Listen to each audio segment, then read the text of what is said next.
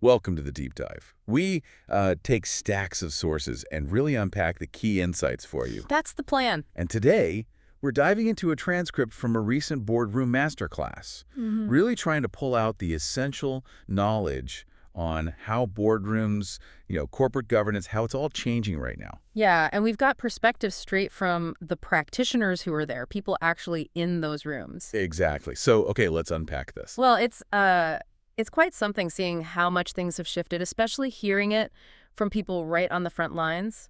The discussion, it kind of grounds us straight away by pointing to that accelerated change we've all felt since, 2020? Yeah, I felt it. The pandemic, new tech surging, economic shocks, more political polarization. It feels relentless sometimes. It does. And the feeling is, well, the old normal probably isn't coming back. This great reset, as some call it, it's really forced companies to face some fundamental changes, new ways of operating entirely. And right in the middle of that, two concepts really seem to bubble up in the conversation as being particularly, hot. Right. First, ESG, environmental social governance. Now, one point made was, look, these things aren't brand new. CSR, planting trees, basic governance that's been around. Sure, in some form. But the pandemic seemed to trigger a much deeper reflection on why they're so important. Critically important, actually. That reflection period during COVID, yeah, it absolutely put a much brighter spotlight on them. And now, the pressure from shareholders, from funders, boards just can't ignore it anymore. They have to take it seriously. Very seriously. We heard a specific example. Stanbic Bank now has a head of sustainability, a dedicated role. Wow. That's something that, it just wasn't there on that level a few years back. Right. It shows you how real the response is becoming, organizationally. Right. And the other hot concept was this Great Resignation. Yeah. Described as this trend, particularly among, say, younger generations in some places, where people just started really thinking hard about the purpose of their work. Yeah. Does it align with my goals? And that whole work-from-home experience, it blew up traditional ideas about where you work, how you work. And what you actually value about work. Exactly. The discussion did acknowledge, look, the sheer number of people quitting might vary, depending on the local economy. Jobs might be scarce in Uganda, for instance. Okay. But the reflection itself, that questioning of value and purpose, that seems to be happening much more widely. People asking bigger why questions. So you connect those two. The reflection during COVID wasn't just about office versus home. It really showed how linked ESG factors are with these changing expectations from the workforce. Purpose, meaning. Yeah, they're intertwined. Yeah. And these shifts, they aren't just happening in isolation within one company or one country. No. The conversation quickly broadened out, showing how they're part of a bigger picture, regional, global transformations. Right. Looking wider. A big geoeconomic point discussed was the DRC joining the East African community. That is huge. For regional business, I mean. Suddenly, the market is just vastly larger. What was it, 282 million people? Incredible numbers. Yeah, and it boosts regional GDP by 22%, geographic area by 79%. Yeah. That forces businesses to think differently, think regionally. The whole EAC is one market. Improves access, too. The example was Uganda actually building roads in the DRC. Right, facilitating that trade, that connection. And these integration moves, they weren't presented as just random. They connect to bigger agendas, right? Like the EAC's Vision 2050. Exactly, which focuses on infrastructure, human capital. And it links up to the African Union's 2063 agenda, too, integrating the continent, better infrastructure, livelihoods. And then even broader. Broader still. Those agendas tie into things like the African Development Bank's high fives. They're big priorities for the continent. Okay. And what's fascinating is seeing how all these layers, regional, continental, they ultimately feed into the UN's Sustainable Development Goals, the SDGs. Which brings us right back to ESG. Exactly. It loops right back. Shows you how connected this global agenda is becoming, or at least how it's intended to be. This whole wider context, it really highlights a critical shift in business thinking. That was a key theme. Things like the British Academy's work on purposeful businesses, the WEF report on stakeholder activism. Yeah, the message was clear. It's just not only about shareholder value anymore. That focus is too narrow now. So who else matters? Stakeholders. That's a much wider group, right? Employees, customers, communities, the environment. And they're increasingly influencing where capital goes. How so? They're demanding that businesses show a clear, meaningful purpose. The argument was, look, if you don't have that purpose, you'll struggle.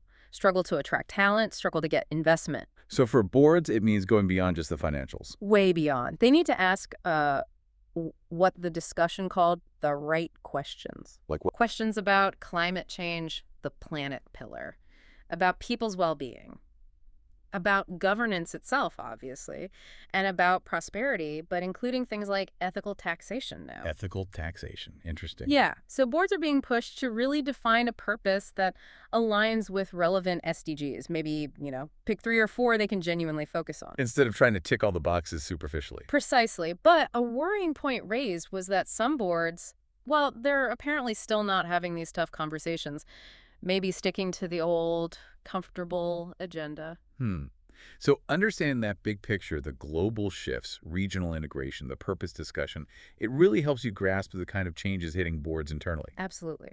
Which takes us right inside the boardroom itself. How are those dynamics adapting? Well, there was this really vivid analogy used, bungee jumping versus mountain climbing, to capture the difference in facing challenges today. Yeah, I remember that. It's powerful, bungee jumping. Seen as, Phil. thrilling, maybe scary. You need immense trust in the setup, hope it holds for one big drop. A single event, basically. Right. Whereas mountain climbing, Yeah. that was described as much more deliberate, tough. It needs tons of preparation, planning for a long journey up. You celebrate small wins, milestones. And you're managing risk constantly. Constantly, throughout the climb.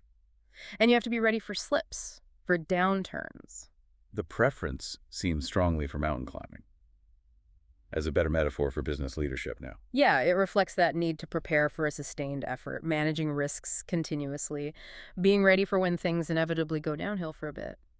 Both have risk, but the approach, it's fundamentally different. Managing a process versus surviving an event. And that led into whether these board changes are evolution or revolution. Right. They trace that industry evolving from mechanization to AI, crypto. And boards have evolved, Yeah. From actual box files. The wheeling them in. Yeah. To digital board packs. From only physical meetings to hybrid. That's evolution. But the argument was other factors have created more revolutionary shifts. The speed of M&A. SME scaling up so fast. Changes in how government agencies operate. Family businesses professionalizing. So those forces combine. They demand fundamentally different ways of making decisions, providing stewardship. It's not just incremental tweets anymore. And all this is happening in that VUCA environment everyone talks about. Volatile, uncertain, complex, ambiguous, yeah. And COVID was the ultimate VUCA stress test, wasn't it? Absolutely. Global lockdown, entire sectors at zero activity overnight. It really proved VUCA wasn't just some abstract theory. Not at all. And the discussion detailed how boards scrambled. The focus just pivoted hard to risk mapping, crisis management, resilience. Admitting many weren't ready. Frankly, yeah. Acknowledging many were caught flat-footed, and now scenario planning is much more embedded, much more serious. But VUCA isn't just threats, right?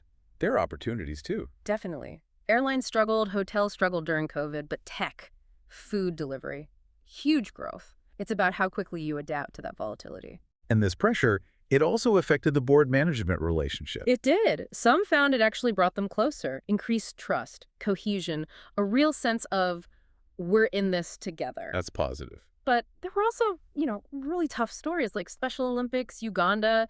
Their whole model was impossible under lockdown. They had to shut down completely. Just shows the brutal side. Yeah, devastating. Still, despite all the pain, the discussion did point to some silver linings. Yeah. Positive changes that might stick. Absolutely. Some fundamental shifts in how boards operate. Like readings. Yeah, the whole idea of just having quarterly board meetings, that might be gone. Replaced by more regular, maybe shorter virtual or hybrid check-ins. They're flexible. Huge flexibility. But, and this point was made strongly, you still need that physical interaction sometimes. For team dynamics, the human element, you can't lose that entirely. You can't. What else? Planning horizons got way shorter. Instead of 5-year plans, boards were working week to week, even day to day sometimes, just reacting. And the definition of people expanded.